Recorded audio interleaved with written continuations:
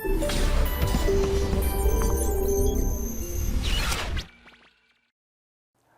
Students, welcome to Motion Foundation. Myself Ajay Singh, your mathematics mentor. तो बच्चों आज start कर रहे हैं second lecture of quadratic equation. Last time हमने पॉलिनोमियल का क्विक रिवीजन किया था, ठीक है। आज हम क्या क्या करने वाले हैं पहले हम वो बात कर लेते हैं। आज हम क्वाड्रेटिक इक्वेशन क्या होता है, उसके रूट्स निकालने के क्या क्या अप्रोच हैं एंड नेचर ऑफ रूट्स क्या क्या है, ये सारी की सारी चीजें आज के लेक्चर में हम डिस्कस करने वाले हैं वन बाय वन। तो आपको क्या करना है कि सारी की सारी चीजें नोट डाउन करनी है, ठीक है। नोटबुक के अंदर नोट्स बनाने अच्छे से, और जो भी चीज में डिफिकल्टी होती है उसको एक बार दोबारा देखिएगा और फिर आप डाउट क्लास में आके उन सब चीजों को डिस्कस कर लेना, ठीक है बच्चों। तो चलो शुरुआत करते हैं, ध्यान से सुनिएगा। Methods of solving quadratic equation, ठीक है। हमने शुरुआत के अंदर, ध्यान हो अगर आपको, इवन पॉलिनोमियल चैप्टर में हमने पढ़ा था कि एक क्वाड्रेटिक इक्वेशन के दो रूट्स होते हैं, अल्फा बीटा, ठीक है। हमने वहां पे हमेशा एक चीज यूज की थी कि alpha plus beta minus B upon a होता है और alpha into beta c upon a होता है, ये यूज किया था हमने, ठीक है। हमने कभी भी रूट्स नहीं निकाले थे, हाँ कई बार हो सकता है जरूरत पड़ने पे निकाले होंगे, बट हमने किसी एक स्पेसिफिक मेथड को प्रीफर नहीं किया था कि हमको इस मेथड से रूट्स निकालने हैं। बट आज के लेक्चर में हम उन मेथड्स के बारे में जरूर डिस्कस करेंगे कि कौन कौन से वो मेथड्स हैं जिनसे हम ये रूट्स निकाल सकते हैं। आई बात समझ में? तो चलो शुरुआत करते हैं। तो बच्चों basically there are three methods, ठीक है। कहीं ना कहीं आप लोगों ने इन मेथड्स को सोल्व जरूर किया है, ठीक है। सबसे पहले मेथड की अगर मैं बात करूं, which is known as middle term splitting, आप लोगों ने ये कई बार किया है, फैक्टराइजेशन में किया है, क्लास 9 पॉलिनोमियल चैप्टर में किया है, फिर भी हम आज इसको एक बार डिस्कस कर लेंगे, ठीक है। Second one is completing the square method, ये आपने कभी ना कभी आई थिंक फिजिक्स में, मैकेनिक्स में जरूर किया होगा। And the last one is quadratic formula. Actually quadratic formula is the result of completing the square method, ये कंप्लीटिंग द स्क्वायर मेथड से निकल कर आएगा। ओके तो चलो स्टार्ट करते हैं। सबसे पहले जो मेथड है that is known as completing the square method, ठीक है बेटा, कंप्लीटिंग द स्क्वायर मेथड। आई बात समझ में? तो एक काम करते हैं, इस मेथड को मैं दो एग्जांपल और एक स्टैंडर्ड इक्वेशन से मैं इसको सॉल्व करने की कोशिश करूंगा वन बाय वन, ठीक है। ध्यान से देख लेना, ठीक है। पहला जो एग्जांपल है, सिंपल सा एग्जांपल ले लेता हूं मैं, x square minus 5x plus 6 equals to 0। दूसरा एग्जांपल ले लेता हूं मैं, 3x square plus 5x minus 2 equals to 0। And तीसरा जो एग्जांपल है, जो स्टैंडर्ड इक्वेशन है मेरी, ax square plus bx plus c equals to 0, ठीक है बेटा। वन बाय वन प्रोसेस के साथ अपन सॉल्व करेंगे, ध्यान से सुनिएगा, ध्यान से सुनिएगा। Step number one, x square का कोफिशिएंट 1 बना दो, एक्स स्क्वायर का कोफिशिएंट 1 बना दो, ठीक है ना। Coefficient of x square should be 1, already है, कोई दिक्कत ही नहीं है, ठीक है। उसके बाद एक्स का कोफिशिएंट लो, उसका हाफ करो, हाफ करने के बाद उसका स्क्वायर कर दो, ठीक है। तो यहां पे अगर आप देखोगे x का कोफिशिएंट क्या है बेटा, 5 है, 5 का हाफ करोगे तो 5/2 आएगा, और 5/2 का स्क्वायर करोगे तो 25/4 आएगा। चेक कर लो, x स्क्वायर का कोफिशिएंट 1 बनाया, ऑलरेडी था। x का कोफिशिएंट लिया, क्या था x का कोफिशिएंट 5, 5 का हाफ किया 5/2, 5/2 का स्क्वायर किया तो 25/4 आ गया क्या।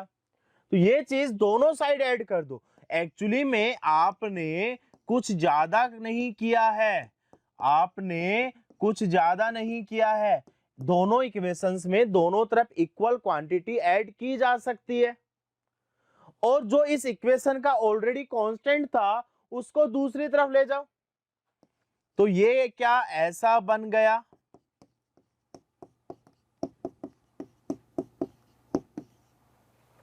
अब इस चीज को गौर से देखना बच्चों, क्यों इसको हम कंप्लीटिंग द स्क्वायर मेथड कहते हैं? क्यों? क्योंकि ऐसा करने पे यहाँ पे आपका एक परफेक्ट स्क्वायर बनेगा। क्या इस चीज को मैं ऐसा लिख सकता हूँ, x square minus 2 into 5/2 into x plus 5/2 का whole square equals to 25 minus 25/4। क्या ये चीज आपका x माइनस 5/2 का होल स्क्वायर इक्वल्स टू 1/4 आया क्या? 1/2 आया क्या? ठीक है। और अब दोनों तरफ स्क्वायर रूट लेने पे क्या बनेगा बच्चों? x minus 5/2 equals two plus minus 1/2। तो x का वैल्यू 5 प्लस माइनस 1/2 आ गया, और चेक करोगे 3 and 2 निकल के आ जाएगा। 3 and 2 निकल के आ जाएगा। आई बात समझ में? ठीक है बेटा, चलो नेक्स्ट वन देखिएगा। नेक्स्ट वन देखिएगा क्या प्रोसेस है। सबसे पहले एक्स स्क्वायर का कोफिशिएंट 1 बनाना है, तो क्या बनेगा? X square 5/3x equals to, constant को मैं पहले ही उधर लेके जा रहा हूं, कॉन्स्टेंट को मैं पहले ही उधर लेके चला गया 2/3। अब समझना x का कोफिशिएंट यहाँ पे क्या है बच्चों? x का कोफिशिएंट 5/3 है, इसका हाफ करेंगे तो क्या ये 5/6 आएगा, इसका स्क्वायर करेंगे क्या ये 25/36 आएगा? बिल्कुल आना चाहिए। तो क्या यहाँ पर मैं लिख सकता हूं x square 5/3x plus 25/36 is equal to 25/36 2/3। कोई आपत्ति नहीं है। ये आपका एक परफेक्ट स्क्वायर हो गया किसका? x प्लस 5/6 का होल स्क्वायर बन चुका है ये, इक्वल्स टू, यहां पे आप सिंप्लीफाई करोगे 25 प्लस 24 डिवाइड बाय 36। अगर आप आगे और देखोगे तो ये आएगा x प्लस 5/6 का whole square 49/36 which is equals to 7/6 का होल स्क्वायर। क्या इस चीज को मैं ऐसा लिख सकता हूं अब कि x plus 5/6 is equals two plus minus 7/6? क्या x का वैल्यू -5 प्लस माइनस 7/6 आ गया? एक बार प्लस ले लो, एक बार माइनस ले लो। जैसे ही आप प्लस लोगे प्लस 2/6 आएगा और -12/6 आएगा। क्या 1/3 और -2 is the right answer. Clear है? तो वापस से मैं एक बार ब्रीफ कर देता हूं कि क्या क्या स्टेप्स हैं। एक्स स्क्वायर का कोफिशिएंट 1 बनाओ, डिवाइड कर दो दोनों तरफ जैसा इस इक्वेशन में किया था मैंने, फिर कांस्टेंट को दूसरी साइड लेके चले जाओ। थर्ड स्टेप, एक्स का कोफिशिएंट उठाओ, उसका हाफ करो, उसका स्क्वायर बोथ साइड ऐड करो। एक तरफ तो कांस्टेंट आ गया, एक तरफ आपका स्क्वायर कंप्लीट हो चुका है। ए स्क्वायर और बी स्क्वायर है, या तो ये a प्लस बी का होल स्क्वायर होगा या a माइनस बी का होल स्क्वायर होगा। माइनस है प्लस है वो यहां से पता चलेगा। अगर ये प्लस है तो प्लस, ये माइनस है तो माइनस होगा। क्लियर है? ठीक है ना? तो ये कौन सा मेथड था? Completing the square method. अब हम बात करते हैं next method which is known as middle term splitting. Middle term splitting method. ठीक है, ध्यान से सुनिएगा। ये प्रोसेस आप लोगों ने बहुत बार किया हुआ है, बहुत बार किया हुआ है।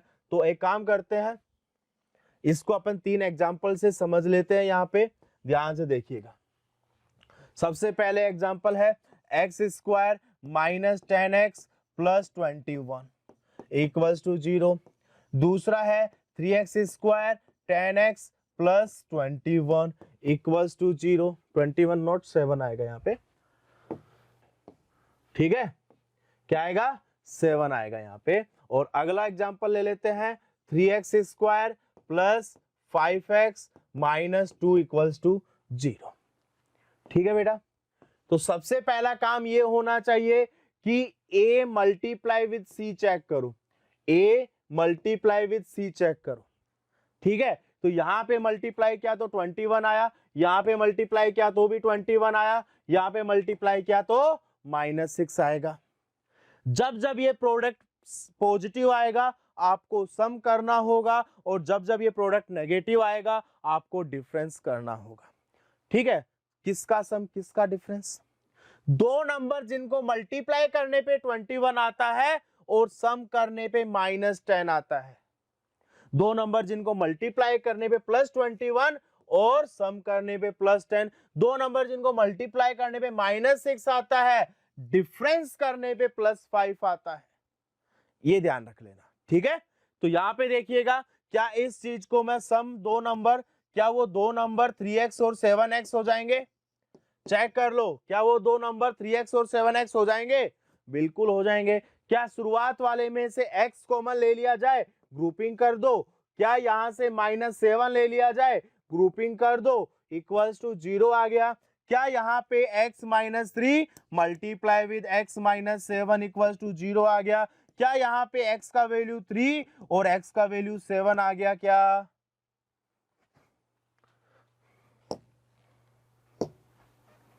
यहां पे भी देखो सम करने पे +10 आना चाहिए, तो कैसे भी कर लो, +3x ले लो और +7x ले लो, +7 इक्वल्स टू 0। क्या 3x कॉमन लिया जा सकता है, अंदर x +1 आएगा। क्या 7 कॉमन लिया जा सकता है, x +1 आएगा। क्या यहाँ पे 3x + 7 मल्टीप्लाई विद x +1 का वैल्यू 0 आ रहा है, या तो 3x + 7 का वैल्यू 0 होगा तो x का वैल्यू -7/3 होगा, और x + 1 का वैल्यू 0 होगा तो x का वैल्यू -1 होगा। क्या मल्टीप्लाई करने में -6 आता है, डिफरेंस करने में 5 आता है, 6 और 1, 6 × 1 6, 6 - 1 5। ठीक है ना, तो यहाँ पे क्या आएगा, 3x² 6x -x -2 equals to 0। क्या यहां से 3x कॉमन ले लूं, अंदर क्या बचेगा, x + 2 माइनस कॉमन ले लूं, अंदर क्या बचेगा, x + 2। क्या ये 3x - 1 multiply with x + 2 equals to 0 हो गया। या तो 3x - 1 का वैल्यू 0 होगा तो x का वैल्यू 1/3 होगा। क्या, और अगर x + 2 का वैल्यू 0 होगा तो x का वैल्यू -2 होगा। क्या, चेक कर लो फटाफट से। ठीक है बच्चा लोग, चलो next method, quadratic formula. Quadratic formula, तो मैंने पहले ही बोला quadratic formula is the application of what, middle sorry completing the square method. तो एक काम करते हैं, उसी मेथड को यूज करते हैं, वहां पे बताने की जगह यहां पे बता देते हैं। सबसे पहला काम क्या, सबसे पहला काम क्या, x² का कोफिशिएंट 1 बनना। मैं प्रोसेस बता रहा हूं, फॉर्मूला लास्ट में निकल के आएगा, ठीक है, वो अपने को यूज करना है। ठीक है, और अभी अभी अपन ने कौन सा एग्जांपल सॉल्व किया था, हम उसी 3x² + 5x - 2, 3x² प्लस इसकी वैल्यू कैलकुलेट करेंगे, इसके रूट्स की वैल्यू सेम ही आएगी। तीनों में से कोई भी मेथड अप्लाई करो, आंसर तो आपका सेम ही निकल कर आएगा। अब समझना, सबसे पहले x² का कोफिशिएंट शुड बी 1, तो क्या बनेगा बच्चों, ये x² b/a x c/a equals to 0। Step number 1। Step number 2 is what, constant को दूसरी तरफ ट्रांसफॉर्म कर दो, तो कांस्टेंट जैसे उधर जाएगा क्या बनेगा, b/ax equals to -c/a। x² का कोफिशिएंट 1, कांस्टेंट को ट्रांसपोज किया, x का कोफिशिएंट लिया b/a है, इसका हाफ किया b/2a आया, इसका स्क्वायर किया b²/4a² आया। क्या, तो क्या मैं ऐसा लिख सकता हूं, x² प्लस दोनों तरफ ऐड कर दो, क्या इस चीज को ऐसा लिखा जा सकता है, और इधर भी तो यही लिखा जाएगा बेटा। ठीक है, क्लियर है। अब इस चीज को मैं दोबारा ऐसा लिख सकता हूं, x² plus 2 × x × b/2a plus b/2a का होल स्क्वायर इक्वल्स टू, अगले वाले को सिंप्लीफाई कर लो, यहां पे एलसीएम ले लिया मैंने, क्या दिख रहा है ये, a² plus 2ab plus b², ये क्या a plus B whole square की फॉर्म है। तो क्या इस चीज को मैं x plus B by 2a का होल स्क्वायर लिख दूं क्या। तो यहां पे क्या आएगा, B square minus 4ac upon 4a square आएगा क्या। क्या यहां से x plus B by 2a का जो वैल्यू है वो plus minus under root of B square minus 4ac upon 2a आएगा क्या। तो क्या यहां से x का value minus B upon 2a plus minus under root of B square minus 4ac upon 2a आएगा क्या। और अगर इसको अच्छे से लिखूं तो minus B plus minus under root of B square minus 4ac upon 2a आएगा क्या। चेक करो, ये आपका क्वाड्रेटिक फॉर्मूला है। अब इस प्रॉब्लम के लिए मैं बात करता हूं। यहां पे a का वैल्यू 3 है, b का वैल्यू 5 है, c का वैल्यू -2 है। तो क्या x का वैल्यू माइनस बी मतलब -5 plus minus under root B square मतलब 25 4ac 4 3 जा 12 2 जा 24 माइनस माइनस प्लस हो जाएगा डिवाइड बाई 2a का वैल्यू 3 6 हो जाएगा। ये 49 बन गया क्या। ये माइनस प्लस माइनस 7 अपॉन 6 आ गया क्या। चेक कर लो पीछे जाके, -12 अपॉन 6 मतलब -2 आएगा और 2 अपॉन 6 1/3 आया होगा आंसर। ठीक है बेटा, क्लियर है। तो यहां पे मैंने ये डेरिवेशन बताया, फॉर्मूला सिर्फ आपका ये है। अब मैं कंप्लीटिंग द स्क्वायर मेथड को ऑब्जेक्टिव एग्जाम में नहीं सोल्व करना चाहिए। या तो मिडिल टर्म स्प्लिट डायरेक्टली दिख जाए तो दैट्स द गुड थिंग, अगर नहीं दिखाई देती है then you have to use the direct this formula x equals to minus b plus minus under root of b square minus 4ac upon 2a। Clear है, ठीक है ना।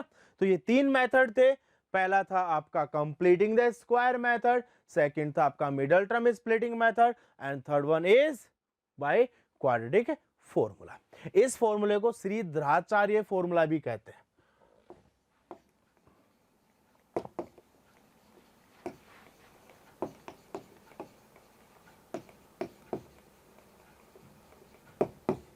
ठीक है, श्रीधराचार्य फॉर्मूला भी बोला जाता है।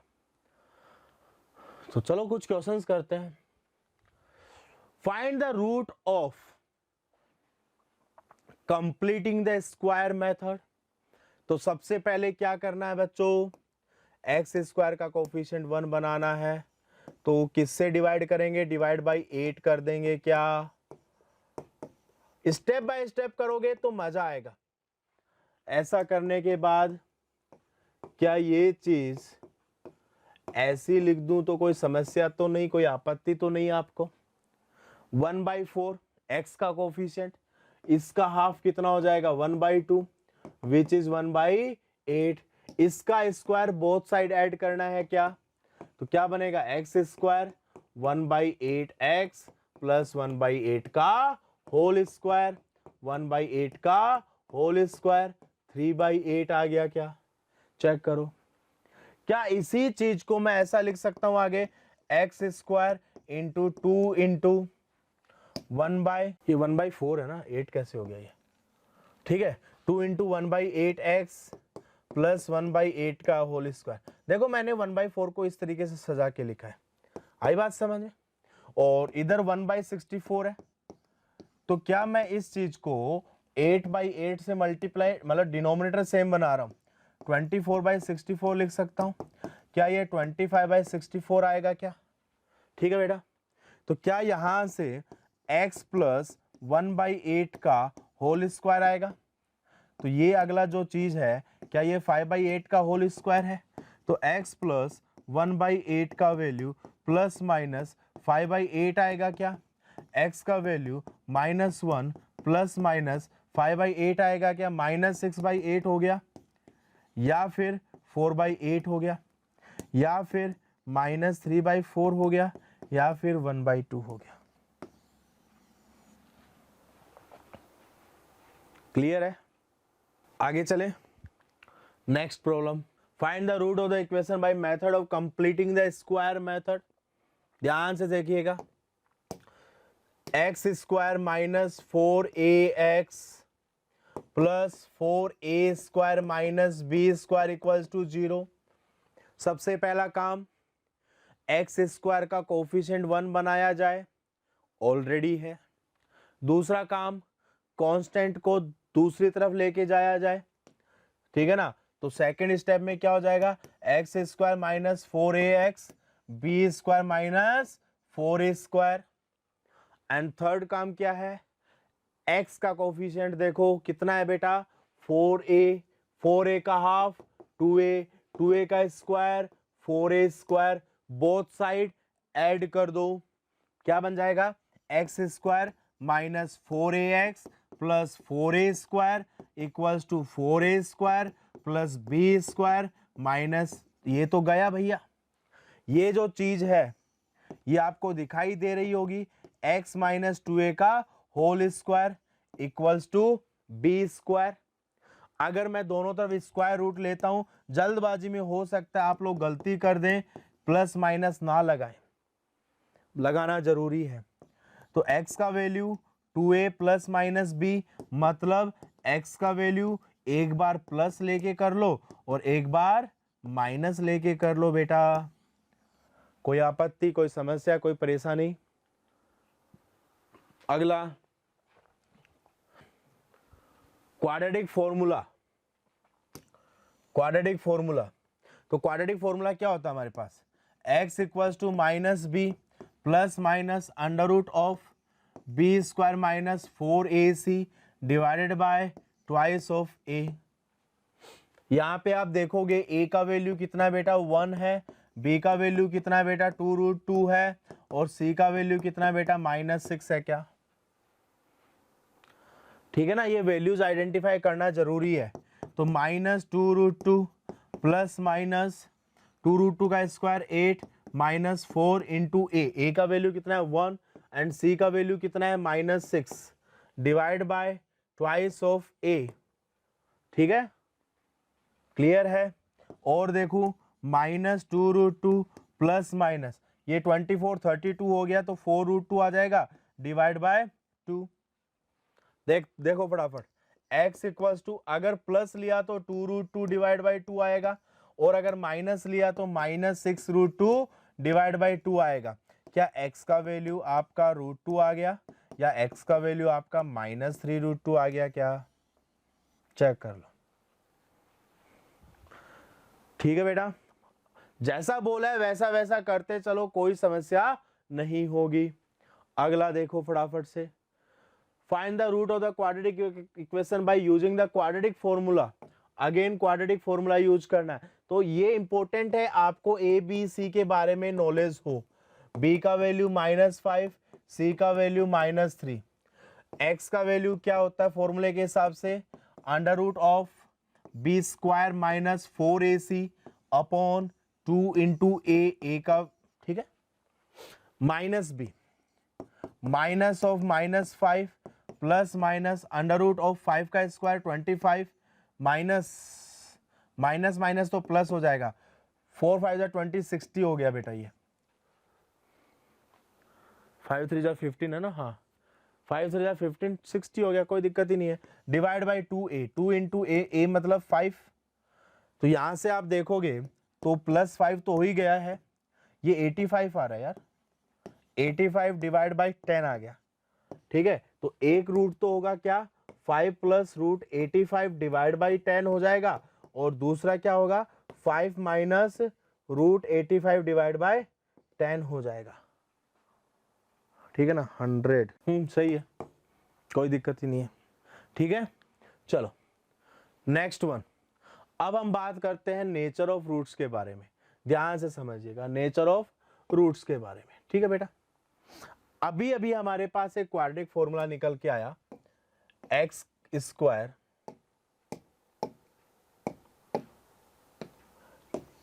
ax square plus bx plus c equals to 0। यहां पे अब 2-3 चीजें समझने की कोशिश करना, ध्यान से समझना बच्चों। x का जो वैल्यू निकल के आया वो मेरा ये निकल के आया, ठीक है। और यहां पे a, b और c तो रियल नंबर है आपके, क्या है, रियल नंबर है, ठीक है। रियल नंबर में रियल नंबर ऐड करेंगे रियल नंबर ही आएगा, रियल नंबर में रियल नंबर सब्ट्रैक्ट करेंगे तो भी रियल आएगा, मल्टीप्लाई करेंगे तो भी रियल नंबर आएगा, डिवाइड करेंगे दो रियल नंबर को भी तो रियल नंबर ही आएगा, ठीक है। तो कंप्लीटली नेचर ऑफ फ्रूट्स जो डिसाइड होगा वो सिर्फ और सिर्फ इस चीज से होगा। आई बात समझ में? क्यों? क्योंकि अंडर रूट के अंदर हम कुछ भी नहीं डाल सकते। आई बात समझ में? अंडर रूट के अंदर हम कुछ भी नहीं एंटर कर सकते। अंडर रूट कभी भी नेगेटिव नंबर के लिए डिफाइंड नहीं होता है, इस चीज का ध्यान रखिएगा, ठीक है। तो यहां से अब दो तीन चीजें ध्यान से समझना बच्चों, वन बाय वन एक एक बात समझना। अगर d का वैल्यू 0 आ गया, अगर d का वैल्यू 0 आ गया तो उस केस में क्या मैं ये बोल सकता हूं x का वैल्यू -b/2a आएगा, x का वैल्यू -b/2a आएगा। ये तो एक ही वैल्यू है, ये तो एक ही वैल्यू है। इक्वेशन तो मेरे पास क्वाड्रेटिक थी, इक्वेशन तो मेरे पास क्वाड्रेटिक थी, एक रूट आ गया तो इस केस को बोलेंगे एक रियल रूट, या फिर both the roots are equal. दूसरी चीज, अगर d का वैल्यू 0 आया तो both the roots are equal. तो इसका मतलब ये भी हो सकता है ना कि one of the root is x minus b/2a and another root is also x equals to minus b/2a। क्योंकि क्वाड्रेटिक है तो दो लीनियर फैक्टर से मिलकर बना होगा, समझना इस चीज को। अगर इसके दोनों रूट्स इक्वल आ गए तो क्या मैं ये भी बोल सकता हूं क्या कि इसके दो इक्वल फैक्टर्स भी आ गए by using factor theorem, by using factor theorem. और अगर इसके दो इक्वल फैक्टर्स आए हैं तो इनको मल्टीप्लाई करने पे मेरा क्वाड्रेटिक आना चाहिए वापस,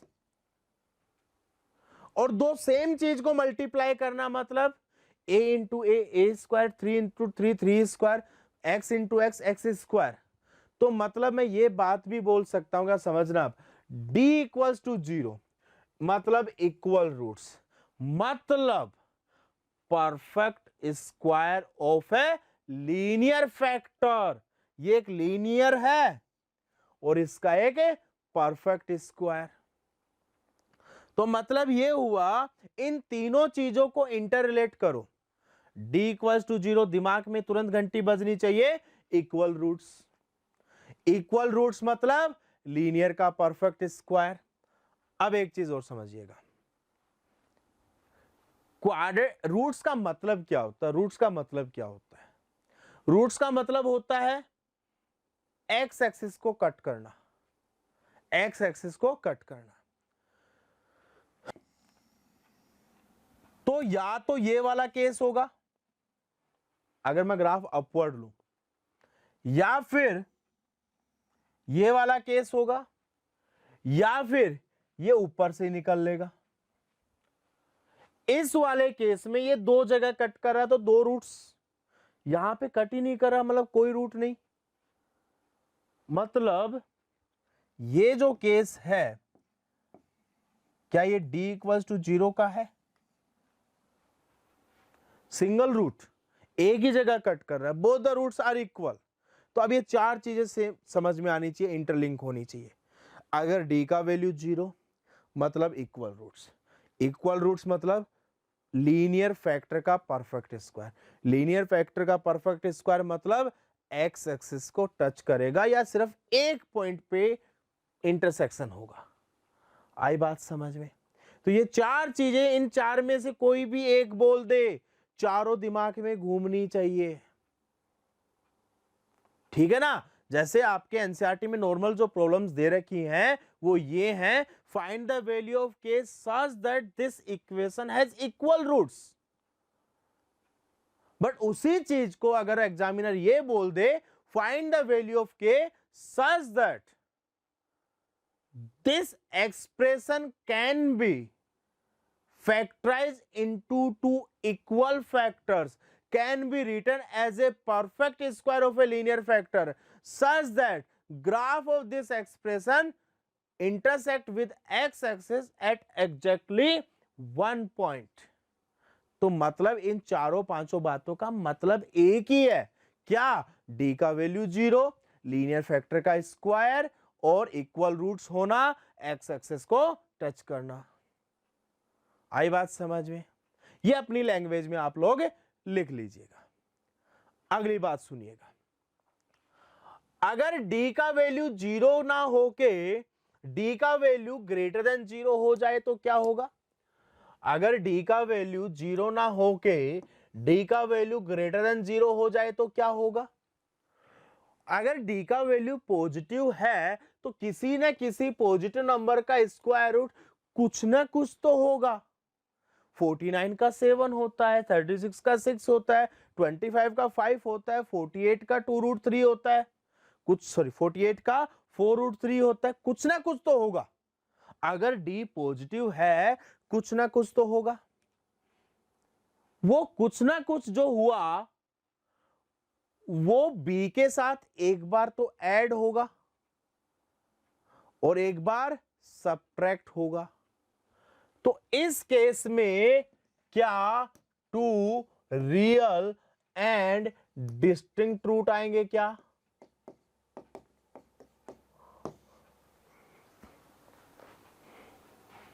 दो रूट्स अल्फा एंड बीटा, तो दो फैक्टर। तो मतलब यह हुआ कि इस एक्सप्रेशन को दो अलग अलग लीनियर फैक्टर्स में फैक्टराइज किया जा सकता है। अगर दो रूट हैं तो क्या ये एक्स एक्सिस को दो जगह कट करेगा? क्या? तो अगेन ये चारों चीजें समझ में आनी चाहिए। डी पॉजिटिव मतलब टू डिस्टिंक्ट रियल रूट्स, मतलब product of two distinct linear factors.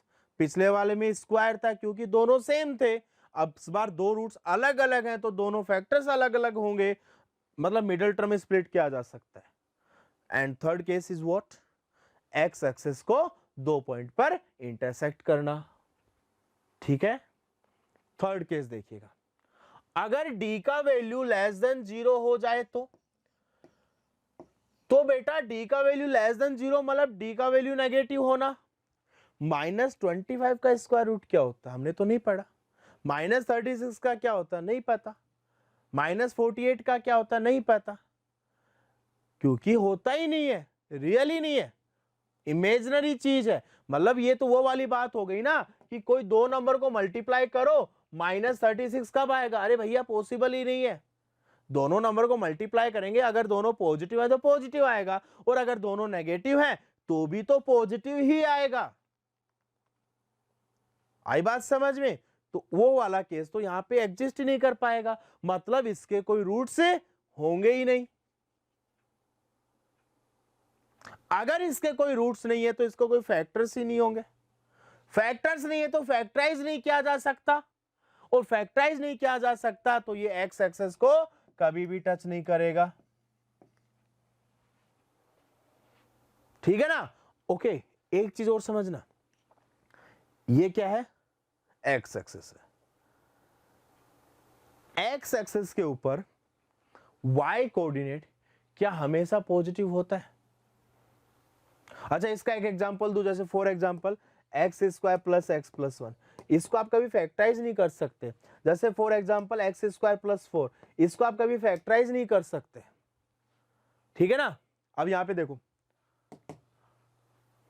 X axis के ऊपर वाई कोऑर्डिनेट क्या होता है? पॉजिटिव, मतलब ये चीज हमेशा पॉजिटिव रहने वाली है। ग्राफ की खूबसूरती, ब्यूटीफुल, ये चीज जो है हमेशा पॉजिटिव रहेगा।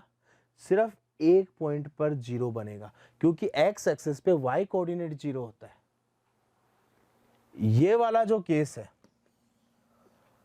यहां तक तो पॉजिटिव है, यहां पे पॉजिटिव है, बस इस वाले एरिया में क्या हो जाएगा आपका, ठीक है। तो d लेस देन जीरो तो roots imaginary, d grade equals to zero तो रूट्स इक्वल हो जाएंगे आप लोगों के, ठीक है बेटा, अभी अभी बताया मैंने। और d ग्रेटर देन जीरो होगा तो रूट्स जो है वो आपके क्या हो जाएंगे बच्चों, अनइक्वल हो जाएंगे ग्रेटर देन जीरो होने के ऊपर, ठीक है। अब यहां पे आगे दो कंडीशंस और है।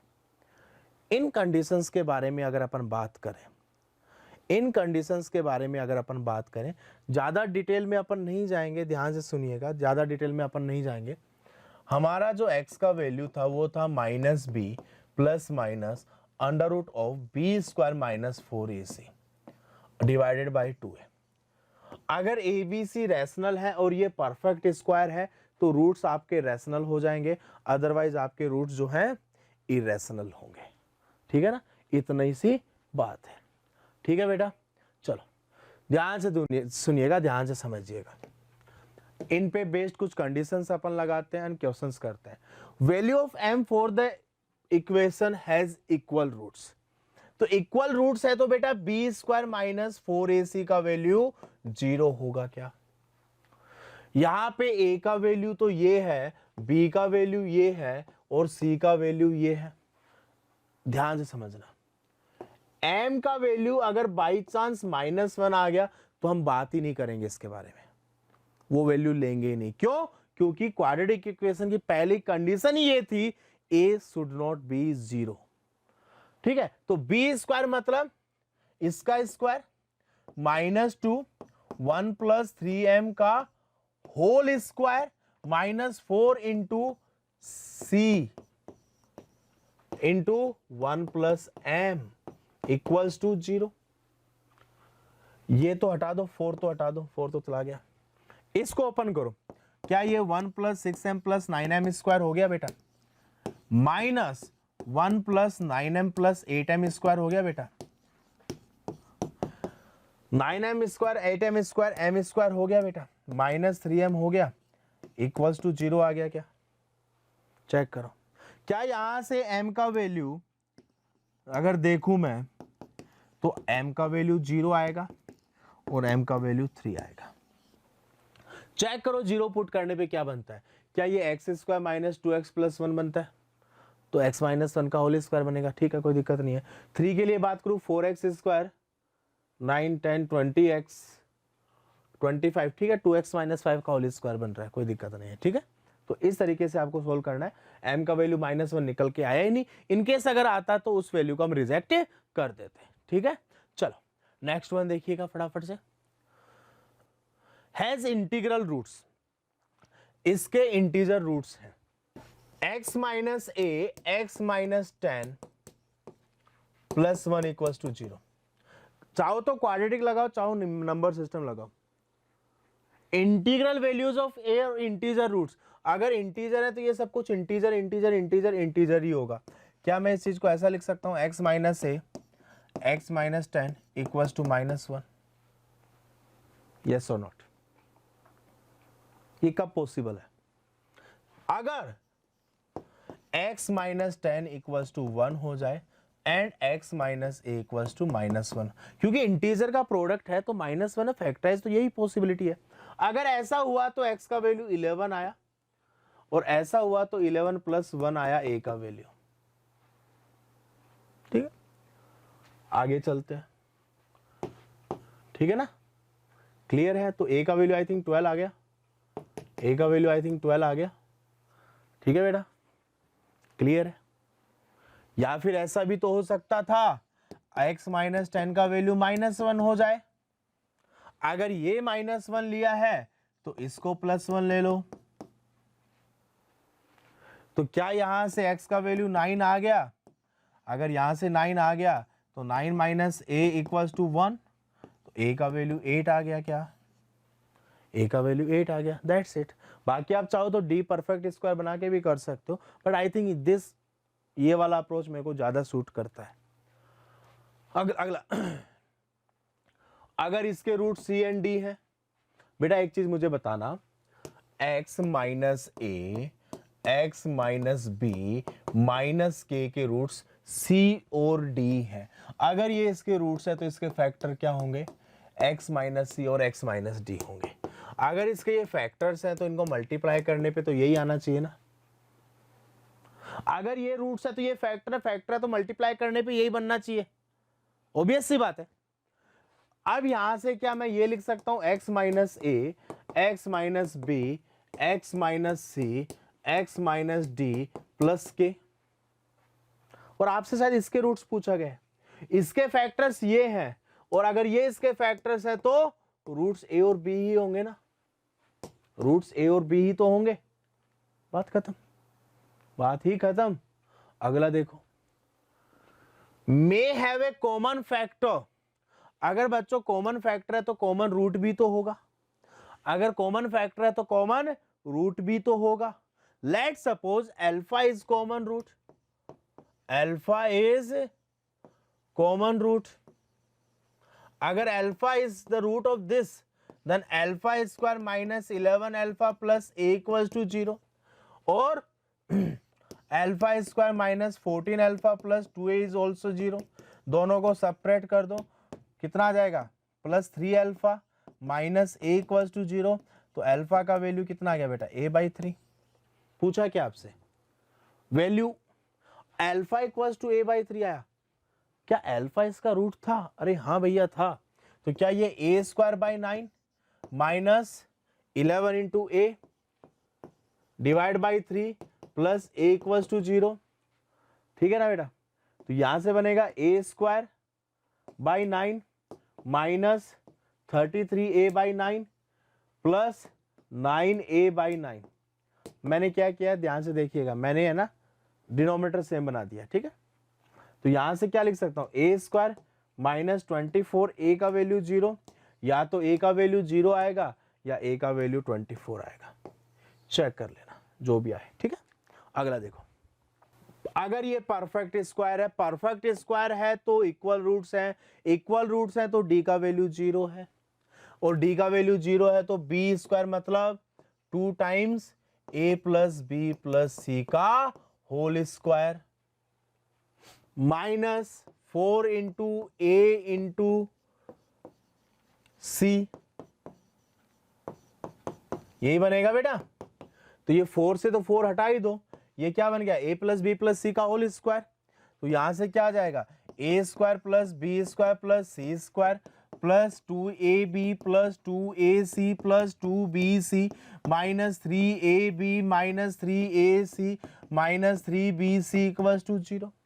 क्या ये चीज अगर मैं ध्यान से देखूं, a square plus B square plus c square minus ab minus bc minus ac, ये तो क्लास 9th में हमने प्रूफ किया हुआ है। क्यों, क्योंकि ये जो चीज है वो क्या, a माइनस बी का whole square plus b minus c का whole square plus c minus a का होल स्क्वायर इक्वल्स टू 0 होगा। क्या तीन परफेक्ट स्क्वायर का सम 0 कब होता है, जब वो तीनों 0 होते हैं।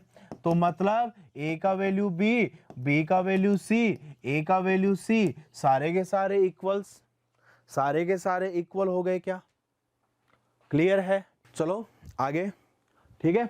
तो आज के लिए बस इतना ही, नेक्स्ट क्लास में अपन और प्रॉब्लम्स से डिस्कस करेंगे एंड वर्ड प्रॉब्लम्स डिस्कस करने वाले हैं। कि वर्ड प्रॉब्लम मतलब कि आपको एक लैंग्वेज दे रखी है, उस लैंग्वेज की फॉर्म में इक्वेशंस बनानी है, क्या वो क्वाड्रेटिक बनेंगी, अगर क्वाड्रेटिक बनेंगी तो उनको कैसे सोल्व किया जाएगा, ये सारी चीज़ें अपन नेक्स्ट लेक्चर में डिस्कस करेंगे। तो आपको करना क्या है, ये सारे के सारे पॉइंट जरूर याद कर लीजिएगा बच्चों, ठीक है। बहुत हेल्प मिलेगी आपको, इवन 11th क्लास के अंदर भी अगर आप जेई नीट जेई के लिए प्रिपेयर करोगे, बहुत हेल्प मिलेगी। स्पेशली जो ग्राफ वाला पार्ट है, चीज़ों को आपस में इंटर रिलेट करना, ठीक है बच्चों। कोई भी समस्या आई हो ड्यूरिंग द पूरे लेक्चर एंड होमवर्क के अंदर, डाउट क्लास में आओ, पूछो, समझो, ठीक है। तो तब मिलते हैं नेक्स्ट लेक्चर में, तब तक के लिए बाय बाय, थैंक यू।